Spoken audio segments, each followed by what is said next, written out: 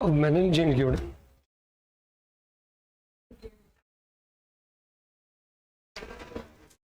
The chapter name balance of payment, ध्यान से सुनना प्लीज। अभी बताऊं बैलेंस ऑफ पेमेंट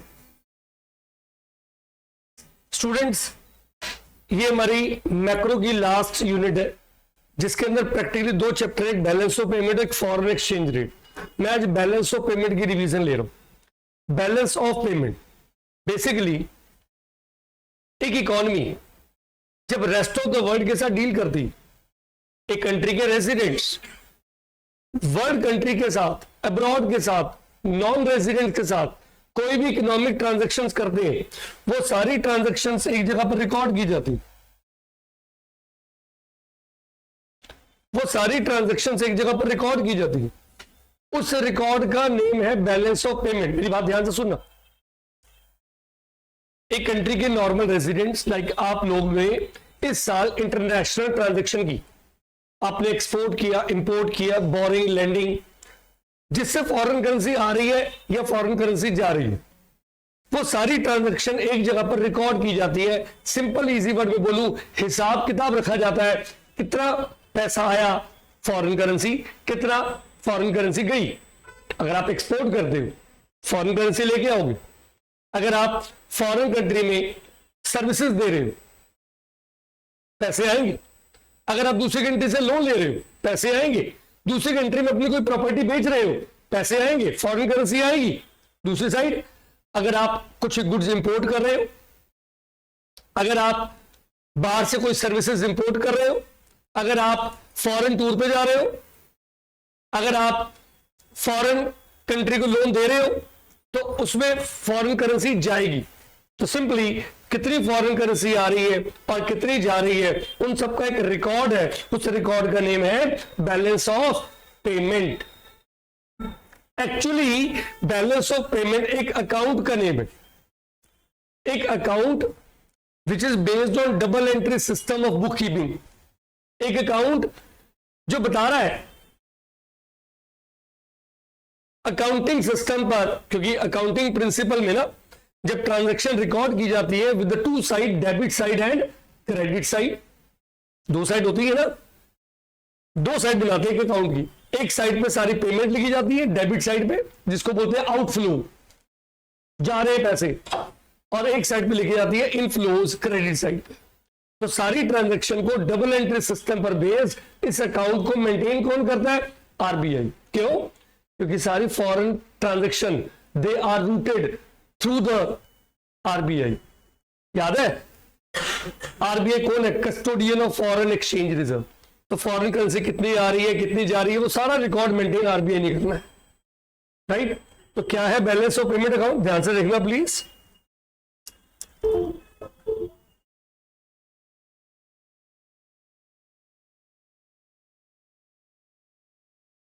कहता है इंडियन अगर एक्सपोर्ट करेंगे तो फॉरेन करेंसी आएगी, इंडियन इंपोर्ट करेंगे तो फॉरेन करेंसी जाएगी, राइट? इसी तरीके से हर कंट्री ये सारी ट्रांजैक्शन रिकॉर्ड करती है और उस रिकॉर्ड को बैलेंस ऑफ पेमेंट कहते हैं। तो पढ़ोगे एक definition, it is the statement of record of all economic transaction between the residents of country and rest of the world carried out in a specific period of time. Mind pickup कीजिए।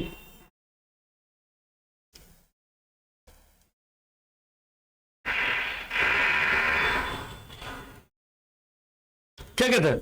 All transactions are recorded in the BOP account in double entry system of bookkeeping. दो side है जिसकी, credit side और debit side. याद रखेंगे ये बात, credit side record inflows and debit side record outflows. अब बैलेंस ऑफ पेमेंट अकाउंट के अंदर प्लीज याद रखना ओनली इंटरनेशनल ट्रांजेक्शन आ रही हैं जिसमें फॉरेन करेंसी आए या जाए। नंबर 2, जितने भी इंटरनेशनल ट्रांजैक्शन रिकॉर्ड हो रही है दो साइड पे हो रही है, डेबिट साइड पे या क्रेडिट साइड पे। नंबर 3, जितनी भी इंटरनेशनल ट्रांजैक्शन हो रही है वो 4 हेड्स में डिवाइड की गई। 4 heads. Head number 1 export and import of goods, head number 2 export and import of services, number 3 unilateral receipts and unilateral payment. Number 4 capital receipts and capital payment. मैं ये सारी चीजें आपको डिटेल में डिस्कस करता हूं। Balance of payment account, balance of payment account, इधर लिखा गया क्रेडिट साइड, इधर लिखा गया डेबिट साइड। हालांकि अकाउंट्स के स्टूडेंट डेबिट साइड यहां बनाते हैं, मैं काउंट नहीं बना रहा, मैं से बता रहा हूं दो चीजें होती है, दो साइड होती है, credit side and debit side. Credit side में लिखा जा रहा है रिसीट्स, फॉरेन करेंसी कैसे कैसे आ रही है, और यहां डेबिट पे कैसे जा रही है। 4 हेड्स है। Number 1 exports and imports of goods, exports and imports of goods का मतलब विजिबल आइटम्स, गुड्स, इंडिया से rice, jeans, machines, laptop, mobile, bike, कुछ भी गुड्स जो which can be verified by the custom officials, जिनको custom official वाले verify करते हैं, चेक करते हैं पूरा कितना आया कितना गया सामान, तो वो export and import of goods visible which can be seen. अच्छा, गुड्स एक्सपोर्ट करोगे, फॉरेन करेंसी आएगी, recorded at the credit side, ये याद रखना है, मैं और बार बार बोलूंगा। गुड्स इंपोर्ट करोगे, फॉरेन करेंसी जाएगी, will be recorded at the debit side, right. Number 2 exports and import of services, मतलब invisibles, services invisible, second category. Intangible which can't be seen, अगर मान लीजिए मैंने ऑनलाइन किसी फॉरेन स्टूडेंट को coaching class दी तो invisible है ना। अगर फॉरेन कोई कंपनी इंडिया में काम कर रही है, सर्विस दे रही है, मैकडी की कंपनी है जी, कोई एक्सिस बैंक है, कोई फॉरेन बैंक है, फॉरेन कंपनी है, सॉफ्टवेयर कंपनी गूगल जी यहाँ पर सर्विस दे रही है, तो सर्विसेज है इंटेंजिबल। हाँ, अब ध्यान से मुझे सुनना, सर्विसेज दो टाइप की होती हैं, इंटरनेशनल बात कर रहा हूं, export and import of good services में दो टाइप की सर्विसेज होती है। Number 1 factor services, number 2 non factor services. ध्यान से सुनना, factor service land labour capital entrepreneur वाली सर्विस, जिससे इनकम आती है rent, salary, profit, interest, dividend. याद कीजिएगा, जिसको आपने कभी पढ़ा था NFIA, net factor income from abroad, factor services देने से जो नेट इनकम आई। ऑब्वियसली एग्जांपल के तौर पे इंडियन डॉक्टर अमेरिका गया, उसने क्या दी, सर्विसेज, वेजेस, सैलरी मिली, है ना। मैंने फॉरेन कंट्री में लोन दे रखा है, मुझे हर महीने वहां से इंटरेस्ट आता है। मैंने फॉरेन कंपनी के शेयर खरीदे, मुझे डिविडेंड आता है। मेरे लंदन में बिल्डिंग रेंट पे दिए, मॉल्स है मेरे, मुझे रेंटल इनकम आ रही है। इसे क्या बोलूंगा, फैक्टर सर्विसेज देने से मुझे इनकम आ रही है। ये सर्विस है, रिमेंबर ये सर्विस है, एक्सपोर्ट ऑफ सर्विस है, फैक्टर सर्विसेज इंटेंजिबल। हाँ, इसी तरीके से अगर कोई मान लीजिए फॉरेनर ने इंडिया में लोन दे रखा है, जापान से हमने लोन ले रखा है, उनको हर महीने इंटरेस्ट जाता है, ये क्या होगा, import of services, factor services import की हमने। समझ आ रही है। मैं फिर कहता हूं, लैंड फैक्टर्स ऑफ प्रोडक्शन से जो इंटरनेशनल इनकम आ रही है, ये जा रही है, उसे बोलते हैं फैक्टर सर्विसेज से इनकम। दूसरी है नॉन फैक्टर सर्विस, जब आप, समझ आ रही है, नॉन फैक्टर सर्विस मतलब जब आप सर्विस को एज अ प्रोडक्ट बना के बेचते। मैं आपको कोचिंग की क्या दे रहा हूं, सर्विस, सर्विस, सर्विस ये मेरा प्रोडक्ट है। आप एग्जांपल दीजिए,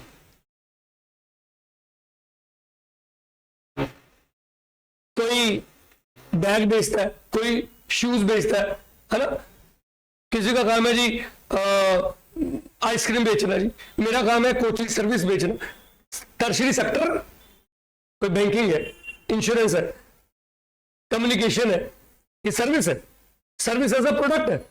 एग्जांपल, किसी का शिपिंग का काम है जी, इंडिया से लंदन वाया शिप प्रोडक्ट बेचना है, तो शिपिंग चार्ज देता है, तो शिप उसका एक प्रोडक्ट है, सर्विस। गेटिंग? ध्यान देंगे प्लीज। पहले मैं दो की बात कर दूं, अभी मैं दो पे हूं। पहला export and import of goods, number two export and import of services. एक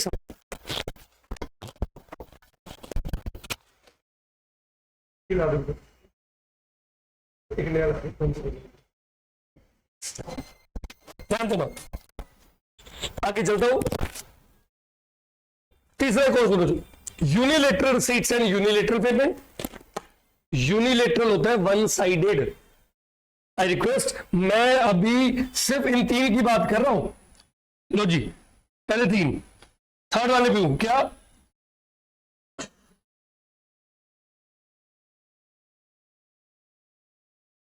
unilateral receipts and unilateral payment. Unilateral होता है वन साइडेड, जिसमें रिसीविंग है without giving any service in return. Without giving any service in return, भाई हमने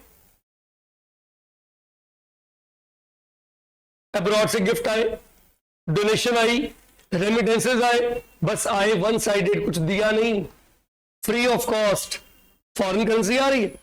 कितने Indian ऐसे हैं जो कनाडा या अमेरिका सेटल्ड है जी, बट वहां से जब कमाते हैं कुछ पैसे इंडिया में भेज रहे हैं जी पेरेंट्स को, तो फॉरेन करेंसी आ रही है ना, बट ये है यूनिलेटरल रिसीट्स।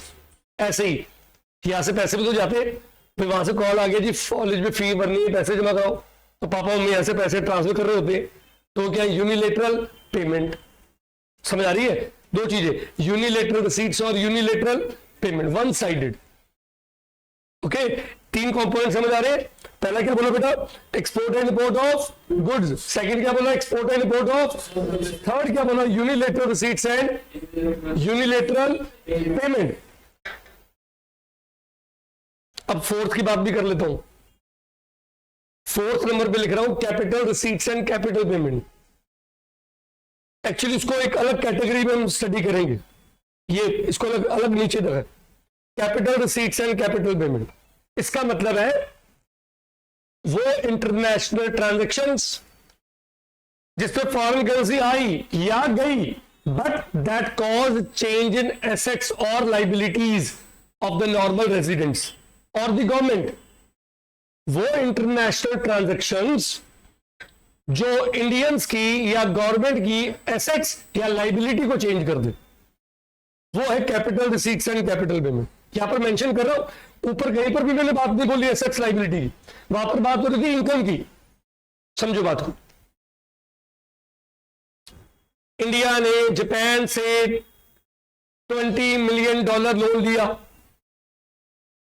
पैसे तो आ गए बट लाइबिलिटीज बढ़ गई हैं, तो this is the receiving, credit side पैसे आ रहे हैं बट लाइबिलिटीज बढ़ गई है, ये कैपिटल रिसीट्स है।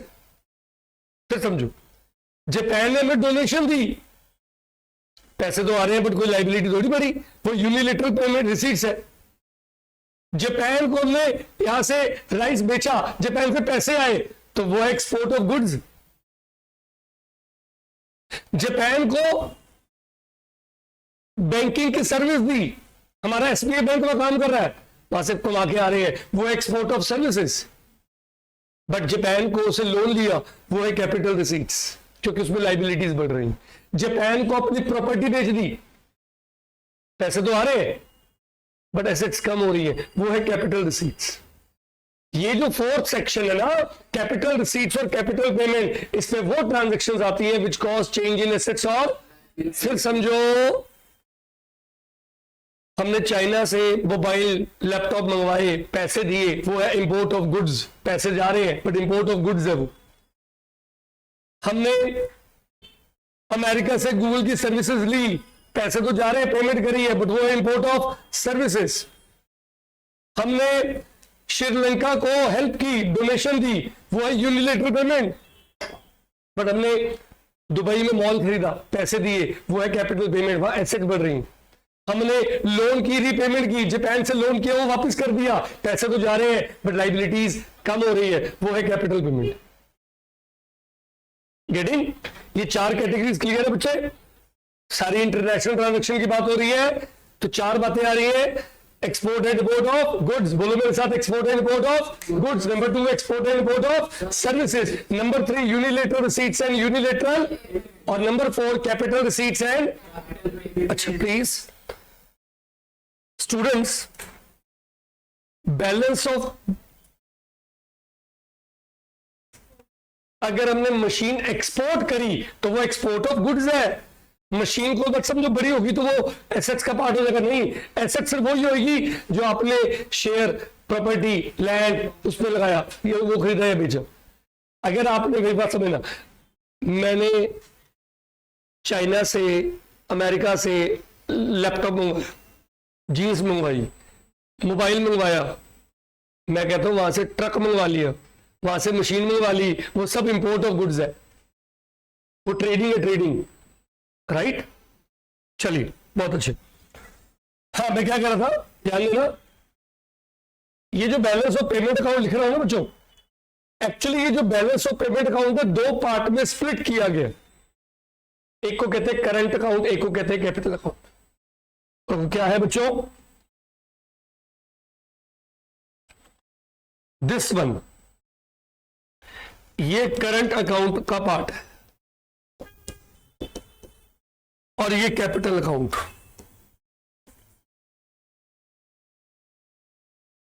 क्या बोला मैंने, balance of payment account 2 part में स्प्लिट किया गया है, एक करंट अकाउंट, एक capital. Current account records international transaction which results from export and import of goods, services and unilateral transfers, unilateral receipts and payments। और कैपिटल अकाउंट वो transaction जो asset liability को चेंज करेगा।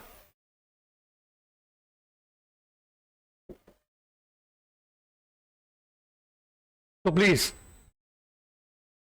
आप देख रहे हैं 4 कंपोनेंट्स, करंट अकाउंट और कैपिटल अकाउंट। करंट अकाउंट में 3 बातें आ रही हैं, export and import of goods, services and unilateral receipt payment.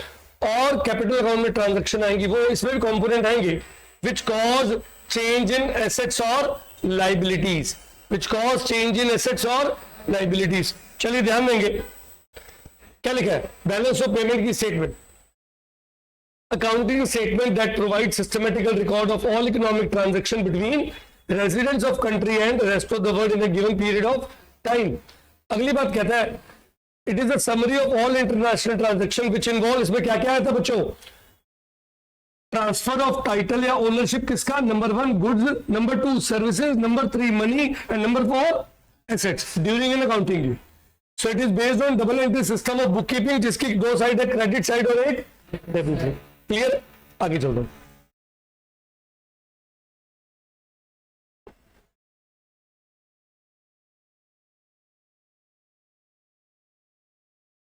तो प्लीज करंट अकाउंट की बात करते हैं, पहले 2 पार्ट है ना बीओपी के, करंट अकाउंट और, तो current account record inflows and outflows of foreign exchange relating to the transaction of goods, services and 3 बातें आ रही है, राइट। तो ये बताता है नेट फॉरेन से कितनी इनकम आ रही है, इसका रिलेशन कहां से है, नेट फॉरेन से कितनी इनकम आ रही है। करंट अकाउंट में 3 कंपोनेंट है, विजिबल्स का, एक इनविजिबल का और एक, 3 बातें हैं, तीनों को एक एक करके देख लें। Number 1 export and import of goods, goods का मतलब है visible items which can be verified by the custom officials, right, visibles. फिर आए export and import of invisibles, invisible का मतलब है विच कांट बी सीन। अब इनविजिबल में मैंने 2 बातें बताई है, क्या क्या है बच्चों, एक नॉन फैक्टर सर्विस और एक फैक्टर सर्विसेज। क्या क्या था बच्चों, फैक्टर सर्विसेज नॉन फैक्टर में traveling, transportation, insurance, shipping, communication, banking और factor income, rent, wage, interest, profit, dividend, ये सब। तो नेट फॉरेन से आ भी रही है, जा भी रही है, आ रही है तो क्रेडिट साइड, जा रही है तो डेबिट साइड। फिर आ जाओ यूनिलेटरल जो फ्री में अवेलेबल है, जिसके लिए कोई चार्ज नहीं पे करना, without providing any service in return, receipts, one sided. और आ जाओ जी, तो ये कंपोनेंट थे करंट अकाउंट के, करंट अकाउंट का मीनिंग लिखा है और उसके कंपोनेंट एक एक करके समझाए हैं जो आपको डिस्कस कर लिया जी। Number 1 export and import of goods मतलब विजिबल आइटम्स, और हर कंपोनेंट में ये बात जरूर लिखनी है, पैसे आ रहे हैं तो क्रेडिट साइड और जा रहे हैं तो डेबिट साइड। ये बात एक्सप्लेन की जाती है। हाँ, सर्विसेज बताया ना आपको, दो टाइप की सर्विस होती है, एक फैक्टरी इनकम वाली सर्विस, फैक्टरी इनकम वाली इनकम, और आयो नॉन फैक्टरी इनकम, जब आप सर्विस को एज अ प्रोडक्ट बनाकर बेचते हो, shipping, banking, tourism, software services etcetera. हाँ, और तीसरा क्या था जी, यूनिलेटरल। यूनिलेटरल मतलब one sided, which take place without any service in return. तीन कंपोनेंट ऑफ करंट अकाउंट। चलिए अब मैं बात करता हूं कैपिटल अकाउंट की। कैपिटल अकाउंट क्या कहा था, that part of BOP account which records वो international transaction which cause change in assets और लाइबिलिटीज, चेंज इन एसेट्स और लाइबिलिटीज। ध्यान देंगे please.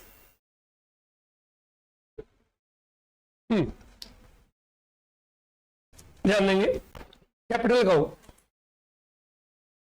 Capital account of BOP, capital account international transaction which cause change in assets और liabilities. पहले तो mind make up कर लो, definition I can show you. Capital account की definition, all those transactions between the residents of country and the rest of the world which cause change in assets or liabilities of the residents of the country or its government। Capital account का use क्या है, purpose क्या है capital account का?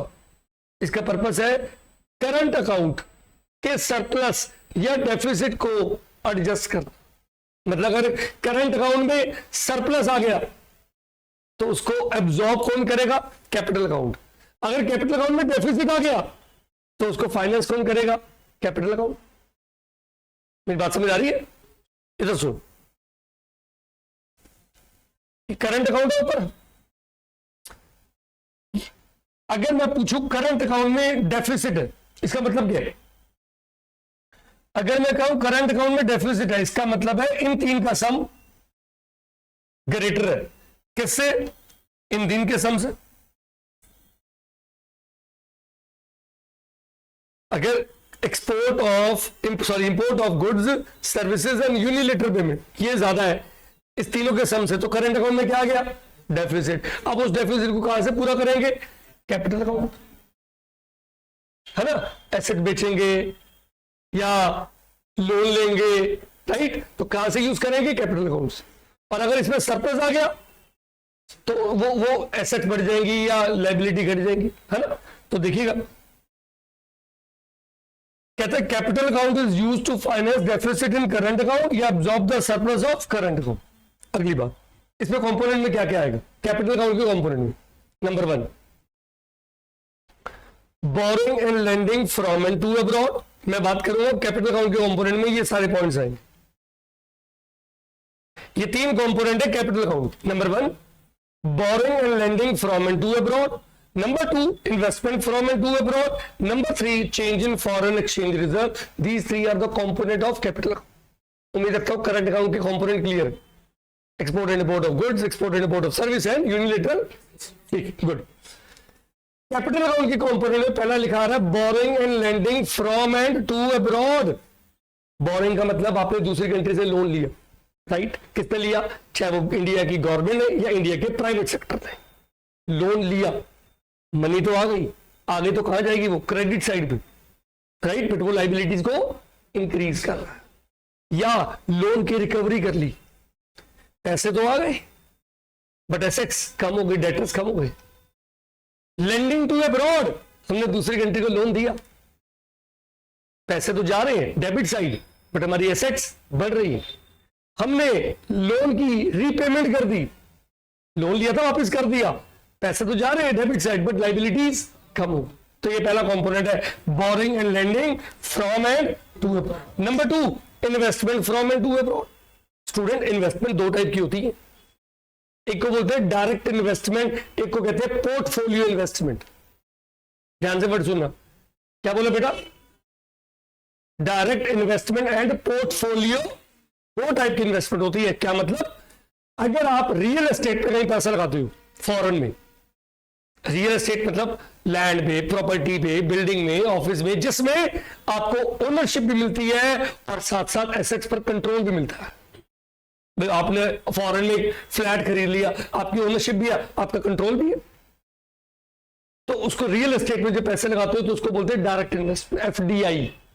But अगर आप लगाते हो शेयर मार्केट में, financial assets, debentures, bonds, equities, जिसमें ओनरशिप तो है बट एसेट्स पर डायरेक्ट कंट्रोल नहीं है, उसे बोलते हैं पोर्टफोलियो इन्वेस्टमेंट। क्या बोलते हैं? दो टाइप की इन्वेस्टमेंट है, डायरेक्ट इन्वेस्टमेंट है, हाँ, अगर यही इन्वेस्टमेंट इंडियंस ने फॉरेन में की है it will cause outflow debit side, foreigner ने इंडिया में की है it will cause inflow will be recorded at the credit side. बस दो बातें क्लियर होनी चाहिए आपको। आगे चलता हूं, तीसरे नंबर पे लिखा है change in foreign exchange reserve. मैं आपसे एक बात पूछूं, इस वर्ड को देखो, foreign exchange reserve, foreign exchange reserve मतलब समझिए, फॉरेन एक्सचेंज का रिजर्व पता है किसकी कस्टोडियन में? आरबीआई। फॉरेन एक्सचेंज रिजर्व में क्या क्या आता? Foreign currency, foreign securities, shares, bonds, equities, debentures, as well as gold, जो आरबीआई अपनी पोजीशन में रखता है, फॉरेन एक्सचेंज का रिजर्व, राइट। तो अगर ये अब अच्छा बताइए, हमारे पास, हमारी आरबीआई के पास फॉरेन करेंसी पड़ी है, फॉरेन सिक्योरिटीज पड़ी है, गोल्ड पड़ा है, तो एक तरह से हमारी एसेट्स है, हमारी लाइबिलिटीज है, assets of the government held with the RBI.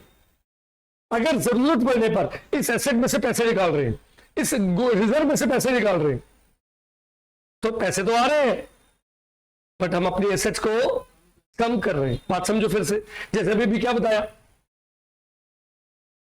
हमारे करंट अकाउंट में डेफिसिट आ गया, उसको पूरा करने के लिए आरबीआई कहते हैं कुछ नहीं रास्ता है हमारे पास, एक ही रास्ता है, नेशन का गोल्ड भेज दो, एक ही रास्ता है, अपने डॉलर में से रिजर्व निकाल लो।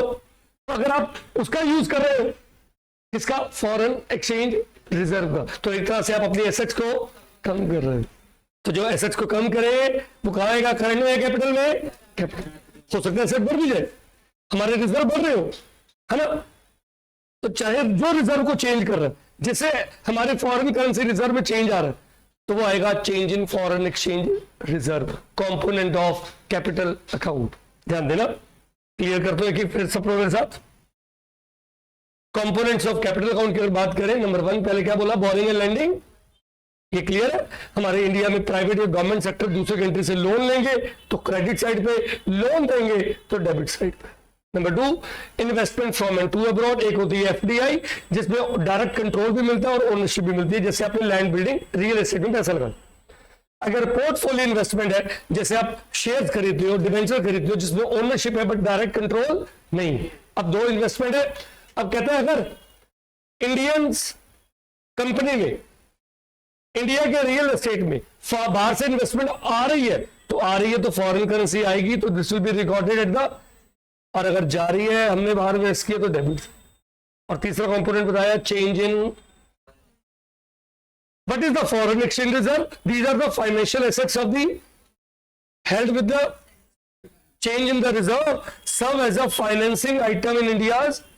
सो एनी विड्रॉल, अगर आप रिजर्व में से पैसे निकाल रहे हो तो आ रहे हैं पैसे, याद रखना वो क्रेडिट साइड पे जाएगा, है ना, recorded on the credit side. और अगर आप रिजर्व में डाल रहे हो निकाल के तो जा रहे डेबिट साइड। रिमेंबर, ये बात कर रहे हैं रिजर्व की नहीं, change in reserve. I am not talking of the reserve, reserve में चेंज आना। खैर, ये थे कंपोनेंट्स ऑफ कैपिटल अकाउंट। कोई डाउट है तो पूछिए। ओके, ध्यान से सुनना।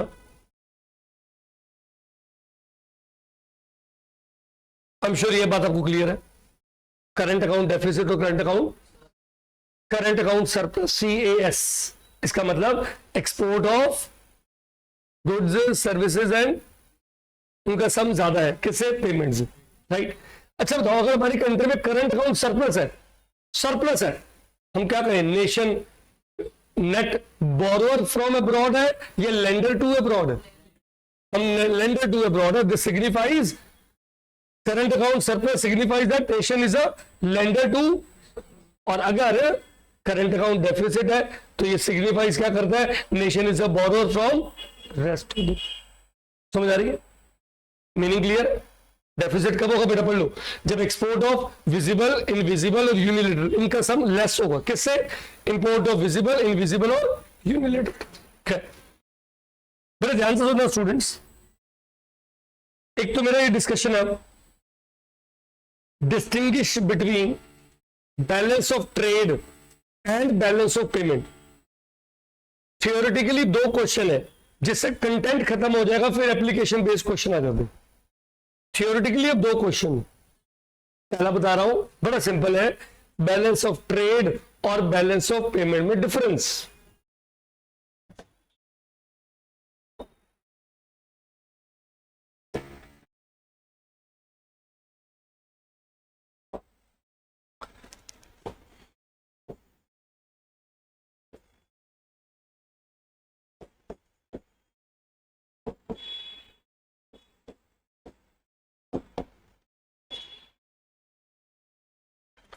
बैलेंस ऑफ ट्रेड होता है export of goods minus import of goods. ये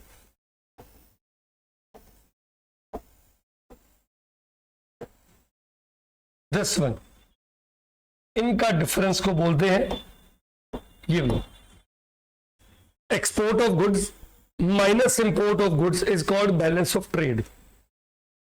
रिमेंबर, सिर्फ गुड्स की बात हो रही है, सर्विसेज नहीं। इंडिया ने कितने गुड्स एक्सपोर्ट किए, कितने पैसे आए गुड्स के एक्सपोर्ट करने से, और कितने गुड्स इंपोर्ट किए, कितने गए, डिफरेंस को बोलते हैं BOT। Now what is the difference between BOT and BOP? दिख रहा है, BOP balance of payment is a wider concept.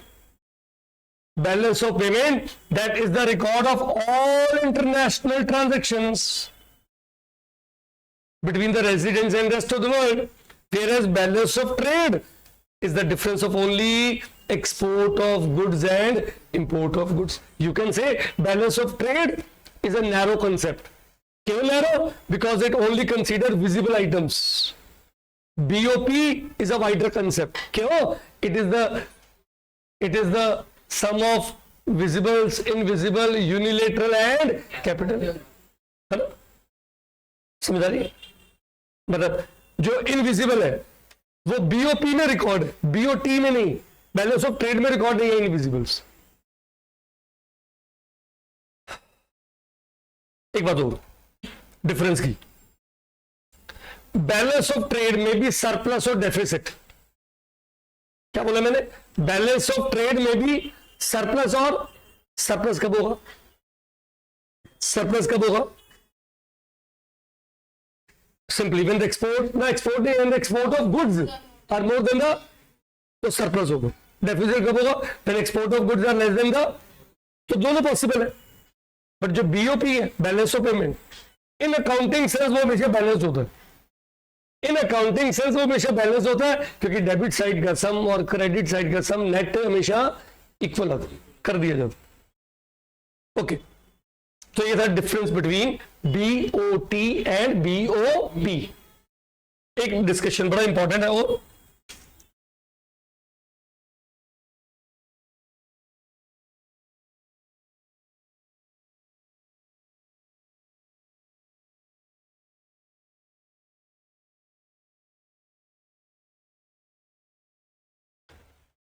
देखिएगा टाइटल है ऑटोनॉमस एंड एकोमोडेटिंग आइटम्स। क्या बोल रहा हूं जी? Autonomous and accommodating items of BOP। Balance of payment account के अंदर दो तरह की ट्रांजैक्शंस आती हैं, एक को बोलते हैं ऑटोनॉमस, एक को बोलते हैं एकोमोडेटिंग। अब ये भी मैंने एक बात बोली कि इन accounting sense balance of payment is always balanced. क्या बोला बच्चों? इन accounting sense balance of payment is always balanced, but reality में हमेशा बैलेंस थोड़ी होगा, वो तो बैलेंस करना पड़ता है। आप मुझे बताओ, क्या एक साल में जितना करोड़ का एक्सपोर्ट ऑफ गुड्स हुआ, इंपोर्ट ऑफ गुड्स हुआ, जितने डॉलर आए, क्या हम कहेंगे एग्जैक्टली उतने जाएंगे? तो कोई जरूरत थोड़ी। मैं अपने घर की बात बोल दूं, अपनी बोल सोच लो, क्या एक महीने में जितने खर्चे होते हैं एग्जैक्टली घर में उतनी इनकम आती है?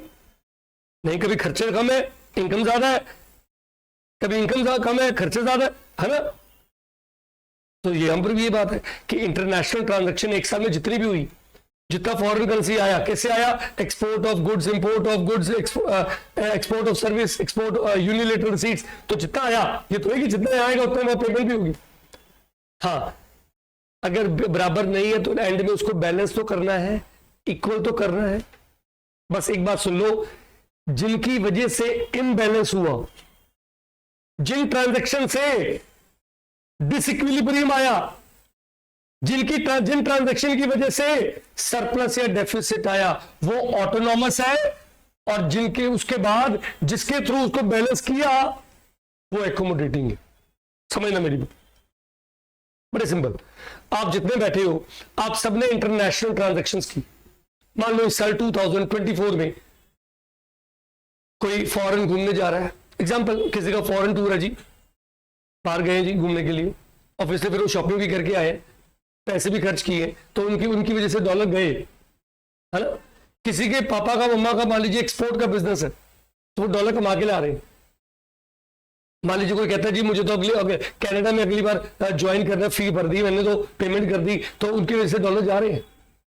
तो आपने अपने इंटरनेशनल ट्रांजैक्शन की, कोई फॉरेन टूर पे जा रहा है, कोई स्टडी कर रहा है, कोई एक्सपोर्ट कर रहा है, कोई लोन ले रहा है, आप सब ने अपने मोटिव को पूरा किया, क्या होगा? या तो फॉरेन करेंसी आएगी, या बोलो आएगी, या मान लीजिए आई, एग्जांपल हाइपोथेटिकल, आई 500 करोड़, इनका काम था, एक्सपोर्ट का बिजनेस था, डॉलर लेके आए, ये फॉरेन से लोन लेके आए, ये फॉरेन में प्रॉपर्टी बेचा है, ये पैसे लेके आ रहे हैं, कोई दे रहा है कोई ले रहा है, तो नेट आए 500 करोड़, मान लीजिए जा रहे हैं 700 करोड़, पेमेंट हो रही है। समझ आई? जो बाहर घूमने जा रहे हैं, बाहर इन्वेस्ट कर रहे हैं, तो 700 करोड़ जा रहे हैं, आए 500 करोड़, अब सरप्लस आ गया, डेफिसिट आ गया, कितने का? 200 करोड़ का। क्या आप में से कोई इसको पूरा करेगा? आपको भी हमारा क्या मोटिव? अब इसको कौन पूरा करेगा? आरबीआई। क्या करेगा? लोन लेगा, गोल्ड बेचेगा, रिजर्व को पूरा निकालेगा, वो आरबीआई का काम है ना। आपका काम था अपने मोटिव को पूरा करना। तो आप लोगों ने जो ट्रांजैक्शन की वो ऑटोनोमस है, जिसकी वजह से डेफिसिट आएगा या सरप्लस आएगा। हाँ, उसके बाद वो ट्रांजैक्शन जो आरबीआई ने की ताकि उसको बैलेंस कर सके, वो एकोमोडेटिंग। सिंपल सी बात, पहले कौन सी ट्रांजैक्शन आएंगी? ऑटोनोमस। कौन सी आएंगी? और उसके बाद कौन सी आएंगी? क्योंकि ऑटोनोमस से पता लगेगा ना सरप्लस है, या उसको एडजस्ट किसको करना है? आरबीआई को। समझ आ रही? Getting my point? क्या बोला मैंने? दो टाइप की ट्रांजैक्शन है, ऑटोनोमस और autonomous transactions are those international transactions which take place due to some economic motive, due to some। अच्छा, आपसे पूछना चाहता हूं, ऑटोनोमस और एकोमोडेटिंग कौन सी ट्रांजैक्शन इंडिपेंडेंट है? ऑटोनोमस। और एकोमोडेटिंग क्योंकि वो किस पे डिपेंड करती है? ऑटोनोमस। तो पहले कौन सी आएंगी? इसलिए ऑटोनोमस को बोलते हैं अबव द लाइन आइटम्स, बोलो, और एकोमोडेटिंग को बोलते हैं बिलो द लाइन आइटम्स। ठीक है? तो बच्चों प्लीज, अगर आपसे पूछा जाए, प्लीज बताओ सोच के, what do you mean bye surplus in BOP? Current account surplus नहीं, सरप्लस इन बीओपी। अब ये मत बोल देना ये प्लस ये इन सम का सब ग्रेटर हो, ये बोल देना व्हेन रिसीट्स, सारी रिसीट जितने भी, but autonomous receipts are more than the autonomous payment. क्योंकि सरप्लस किसने लेके आना है? ऑटोनोमस ने। अगर पूछा जाए what do you mean by deficit in BOP, हम कहेंगे यार पेमेंट ज्यादा हो रही है। नहीं, पेमेंट बोलो, autonomous payments are more than the autonomous receipt. समझ आ रही है? एक और लास्ट बात बोलूं, जो ऑटोनोमस ट्रांजैक्शंस है वो करंट अकाउंट में भी आ सकती हैं, कैपिटल अकाउंट में भी आ सकती हैं, बट जो एकोमोडेटिंग है वो सिर्फ और सिर्फ कैपिटल अकाउंट में आती है। बहुत इंपॉर्टेंट है, बहुत बार ये टॉपिक रिपीट होते, ध्यान देना।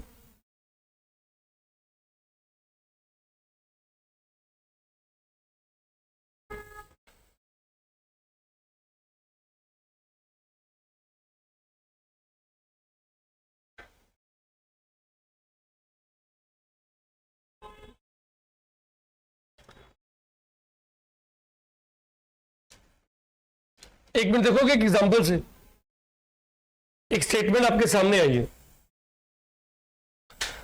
ऊपर करंट अकाउंट है, देख सकते हो, विजिबल है, इनविजिबल है, यूनिलेटरल है। नीचे कैपिटल अकाउंट है, इन्वेस्टमेंट है, बोरिंग्स है, एक्सेट्रा। अब ये कह रहे हैं जी ऑटोनोमस ट्रांजैक्शन की वजह से पेमेंट हुई 21 होगी, कितने की? ऑटोनोमस रिसीट्स अदर देन 170, क्योंकि 170 है जब अपने फॉरेन एक्सचेंज रिजर्व का यूज किया, उसको छोड़ दो।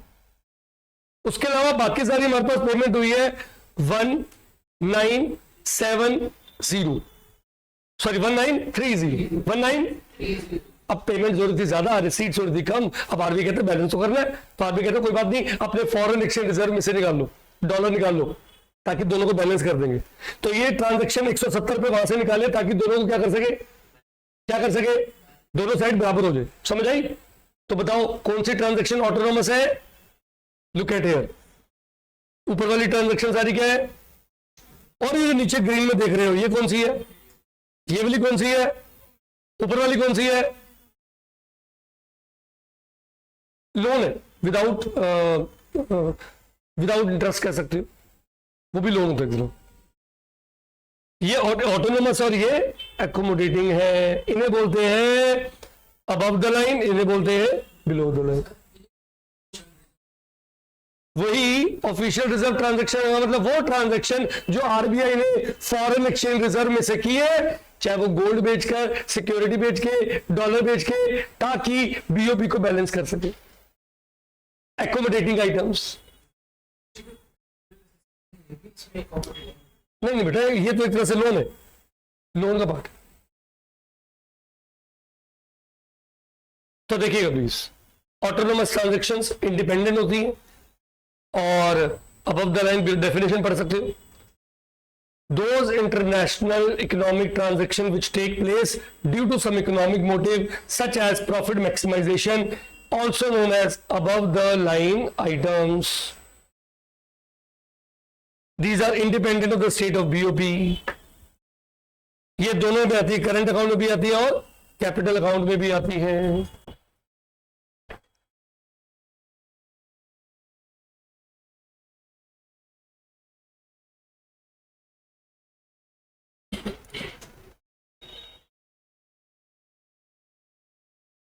सो प्लीज देखिएगा, ये ऑटोनोमस ट्रांजैक्शन है, और एकोमोडेटिंग पे आ जाता हूं मैं।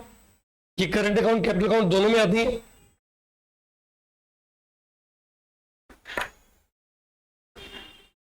हाँ मैंने क्या बताया था, सरप्लस और डेफिसिट इन बीओपी। सरप्लस कब होगा बच्चों? When autonomous receipts are more than the autonomous payments. और डेफिसिट कब होगा? When autonomous receipts are less than the autonomous, right? ये तो होगी ऑटोनोमस। एकोमोडेटिंग आइटम्स क्या होती हैं? refers to the transaction that are undertaken to cover the gap in the balance of. Such transactions are undertaken to cover the deficit or surplus in the autonomous transactions. These items also known as below the line items. इनका purpose है, capital account transaction होती है, इनका purpose है BOP के disequilibrium को ठीक करना। ठीक है, चलिए कुछ एप्लीकेशन बेस्ड क्वेश्चंस भी है, ध्यान से देखते हैं हम। हाँ अभी वैसे पूछा गया था what are official reserve transactions, आता है पेपर में। तो ऑफिशियल रिजर्व ट्रांजैक्शन का मतलब वो ट्रांजैक्शंस जो आरबीआई ने की है, कहां से की है? From the use of foreign exchange. Purpose क्या था यूज करने का? बीओपी के इम्बैलेंस को बैलेंस करना। तो official reserve transaction carried out on by the, कौन कर रहा है? बाय द, हमारी कंट्री का मॉनेटरी अथॉरिटी कौन है? RBI. Which cause change in the, जी इसका मेन सिग्निफिकेंस क्या है? दीज ट्रांजैक्शन क्यों की जाती है? टू कवर द डेफिसिट और सरप्लस इन द। तो एक तरह से ये ऑफिशियल रिजर्व ट्रांजैक्शन कौन सी आइटम्स है? एकोमोडेटिंग। कौन सी है जी? एकोमोडेटिंग, है ना। अब इसमें क्या करेगा आरबीआई? या तो वो डेफिसिट को फाइनेंस करेगा रिजर्व को बेचकर। कैसे बेचेगा? गोल्ड बेच देगा, लोन ले लेगा, एसेट बेच देगा, रिजर्व बेच देगा, या फिर एक्स्ट्रा है तो खरीद लेगा। तो change in foreign exchange reserve use कर। Okay,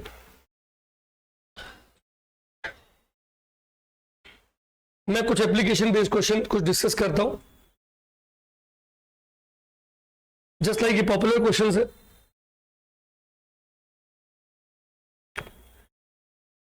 Indian investor lands abroad. Indian investor ने दूसरी कंट्री में लोन दिया, क्वेश्चन है कि बीओपी के किस सब अकाउंट में आएगा, करंट में या कैपिटल में, और किस साइड पे जाएगा, डेबिट में या क्रेडिट में। क्लियर है? सब अकाउंट कौन सा जाएगा? ये कैपिटल में। क्यों? आप एसेट्स क्रिएट कर रहे हो, लोन दे रहे हो। डेबिट पे जाएगा, क्यों? क्योंकि फॉरेन करेंसी जा रही है, आउटफ्लो। पहले का answer, Indian lending abroad recorded in the, आप किसी को लोन दे रहे हो, आपके डेटर्स बढ़ रहे हैं। अगर आप किसी को लोन दे रहे हैं बच्चे, तो it is international transaction of assets. आप अकाउंट्स पढ़ते? अच्छा, आप किसी को लोन दे रहे हो, आपने बैंक में 2 करोड़ रुपए दे दिए, आपकी एफडी होगी, बैंक को लोन दे दिए। आप क्या कहोगे? मेरी एसेट्स पड़ी हैं जी, मैंने अपनी एसेट्स क्रिएट की, है ना? पैसे जा रहे हैं डेबिट साइड। एक बात पूछिए, बताओ इसका फॉरेन एक्सचेंज रेट पे क्या इफेक्ट पड़ेगा? अगर आप दूसरी कंट्री को लोन दे रहे हो तो फॉरेन करेंसी की डिमांड कर रहे हो, तो डिमांड बढ़ेगी तो रेट बढ़ जाएगा, फॉरेन एक्सचेंज रेट विल, तो डिमांड बढ़ रही है फॉरेन करेंसी की, किसी की डिमांड ज्यादा हो जाए, एक्सेस डिमांड, तो प्राइस राइजेस। ऐसे स्टेटमेंट सुनो, in which sub account and which side of BOP account will the foreign investment in India will be recorded? Foreign investment in India, foreigner India में पैसा लगा रहे हैं, तो पैसे आ रहे हैं, क्रेडिट साइड पे आएगा, और किस में जाएगा? कैपिटल। ये आपको बताना है, पेपर में आता है ना? तो foreign investment will be recorded in the capital account of BOP. It is an international transaction of assets, and foreign investment will be recorded on the credit side, क्योंकि this bring in foreign exchange to the economy.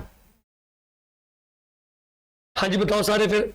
Profit receive from investment abroad, आपने बाहर पैसा invest किया था, वहां से profit मिला।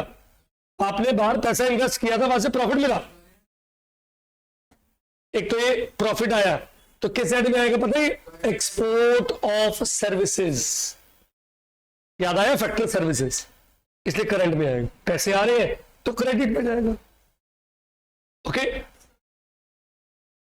Investment नहीं है, उससे प्रॉफिट आया, उसकी बात हो रही है। इन्वेस्टमेंट की बात होती तो वो कैपिटल अकाउंट होती। हाँ जी चलिए बताइए सारे। Transfer of funds to relatives abroad, current unilateral है ये, बट पैसे जा रहे हैं डेबिट साइड में। इसी तरीके से import of petroleum oil lubricants, import of goods, current, पैसे जा रहे हैं डेबिट साइड, है ना? चलो, इसका बैलेंस ऑफ पेमेंट पे इंपैक्ट बताओ। Make in India programme,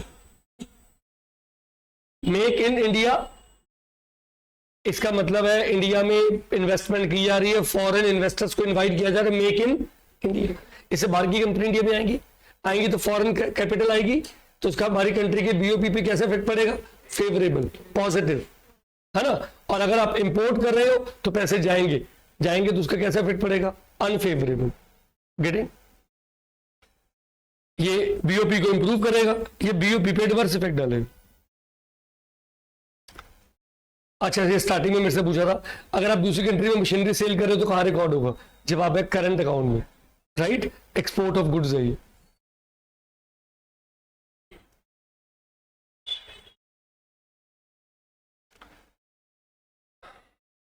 current account deficit can be manage through import substitution, do you agree? Current account में डेफिसिट कब होता है? जब पेमेंट्स ज्यादा हो, है ना, और 3 चीजों का सम, रिसीट्स कम हो, जा रहे ज्यादा। अगर आप इंपोर्ट सब्स्टिट्यूशन करते हो, बाहर से इंपोर्ट करने के बजाय इंडिया में प्रोडक्शन करते हो, तो इससे इंपोर्ट्स का बर्डन कम होगा, तो पेमेंट्स कम जाएंगी, तो करंट अकाउंट डेफिसिट कई तरीके से कम हो सकता है, मैनेज हो सकता है। समझ आ रही? It is true that current account deficit can be managed through import. Import substitution implies that domestic goods are substituted for. जैसे मान लो we can cut the import of shifting from allopathic drugs to ayurvedic drugs. इससे कहीं ना कहीं foreign currency बचेगी, save होगी, और CAD को मैनेज किया जा सकता है। ऐसा कई क्वेश्चन बन सकते हैं, न्यूमेरिकल है। जैसे कहता जी करंट अकाउंट बैलेंस निकालो, निकाल लेंगे, क्या दिक्कत है? निकाल लेंगे। कैसे निकालेंगे? करंट अकाउंट बैलेंस कैसे निकलेगा पता है? वो balance of trade, export of goods minus, समझ आई? एक मैं करूंगा एक्सपोर्ट ऑफ गुड्स माइनस, दूसरा करूंगा एक्सपोर्ट ऑफ सर्विस माइनस, तीसरा करूंगा यूनिलेटरल रिसीट्स माइनस, तो सम करके आ जाएगा करंट अकाउंट का बैलेंस, है ना? तो देखो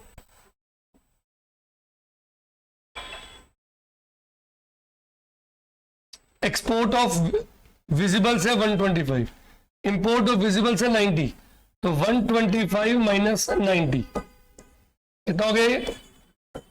दूसरा export of invisible minus import of invisible, 95 minus 70 20 plus gifts received है पेड नहीं है तो plus 25 minus 0,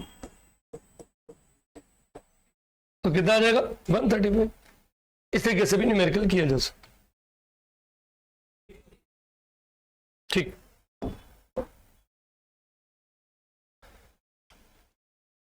okay, situational based questions है जैसे do you think surplus in capital account BOP reflect prosperity of the nation? क्या मानते हैं BOP में अगर करंट कैपिटल अकाउंट में सरप्लस है तो नेशन की प्रोस्पेरिटी है? अच्छा, कैपिटल अकाउंट में सरप्लस का मतलब क्या है? कैपिटल रिसीट ज्यादा और कैपिटल पेमेंट्स कम है। रिसीट ज्यादा है, हो सकता है रिसीट इसलिए ज्यादा हमने दूसरे कंट्री से लोन बहुत ले लिया, हम दूसरे कंट्री से हर कंट्री से लोन ले लेके पैसे ले आ रहे, तो क्या प्रोस्पेरिटी है? नहीं। और ऐसा भी हो सकता है कि करंट अकाउंट में अगर सरप्लस है तो प्रोस्पेरिटी है कि उसका मतलब हमारे एक्सपोर्ट ऑफ गुड्स ज्यादा है, हमारी कंट्री में प्रोडक्शन हो रही है, हमारी गुड्स बाहर एक्सपोर्ट बहुत हो रही है, समझ आई? कैपिटल अकाउंट में नहीं। No, it is incorrect to say surplus in capital account reflect prosperity, क्योंकि surplus capital account in balance of payment may have been achieved through the loan which has a financial obligation. समझिए, unfavourable balance in current account मतलब current account deficit leads to high receipts of foreign exchange in the capital account. Agree करता हूं बिल्कुल, क्योंकि current account में deficit पूरा कहां से करते हो? कैपिटल अकाउंट के सरप्लस से ही दो, लोन लेके ही हमारे करंट अकाउंट में डेफिसिट आ गया, पूरा करो जी। करने के लिए लोन लोगे, एसेट बेचोगे, वो क्या है? वो कैपिटल रिसीट्स ही तो है, राइट? तो इट इज करेक्ट। क्या unfavourable balance on current account leaves us know option other than या तो आप बोरो करोगे या अपने एसेट्स बेचोगे, और ये दोनों तरीके क्या है? Receipts of foreign exchange in the capital account, right? समझ रहे जी? क्लियर?